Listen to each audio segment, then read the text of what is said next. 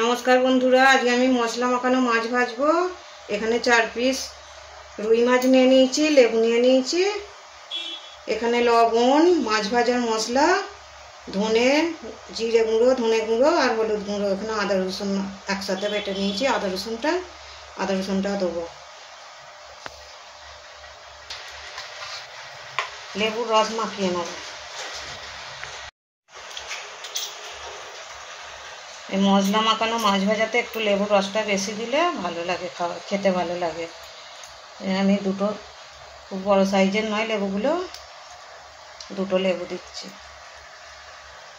দিয়ে দেবো ধনে গুঁড়ো, জিরে গুঁড়ো, হলুদ গুঁড়ো, আদা রসুন বাটা, লবণ আর মাছ ভাজার মশলা। এটা সব একসাথে দিয়ে দেবো। লঙ্কা গুঁড়ো দেবো না, এইতে লঙ্কা গুঁড়ো দেওয়াই আছে। মাছ ভাজার মশলাটাতে প্রচুর ঝাল মশলাটা, তাই আলাদা করে আর লঙ্কা গুঁড়ো দিলুম না আমি।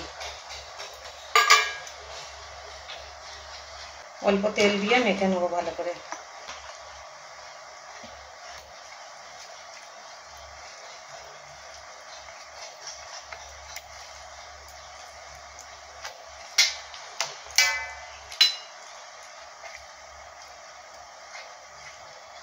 আমার ভালোভাবে মশলা মাখানো হয়ে গেছে। আমি 2 থেকে 3 ঘন্টার মতো রেখে দেবো মাছগুলো। এইতে তুলে রাখছি, ফ্রিজে রেখে দেবো। মাছগুলো রেখে দিয়েছিলাম মশলা মাখিয়ে, এবারে ভেজে নেবো। এখানে কড়া বসিয়ে দিয়েছি, কড়াতে তেল দিয়ে দিয়েছি। মশলা মাখানো মাছগুলো এবারে আমি ভেজে নেবো। তেল গরম হয়ে গেছে, মাছগুলো এবারে দিয়ে দেবো।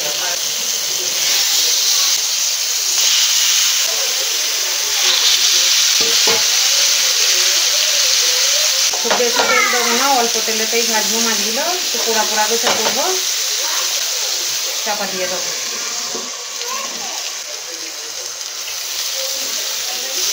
মাছগুলো একবার দেখে নেবো।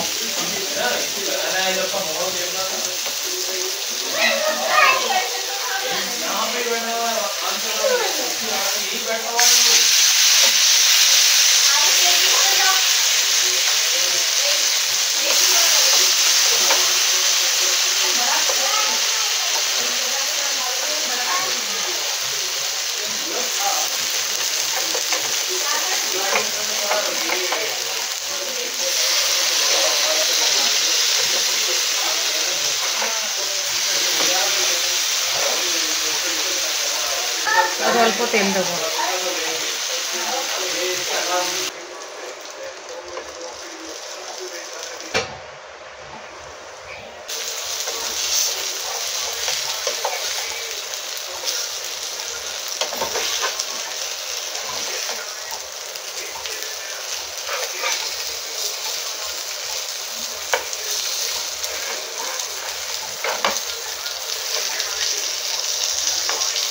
মাছগুলো আমার ভাজা হয়ে গেছে, আমি এবারে নামিয়ে নেবো।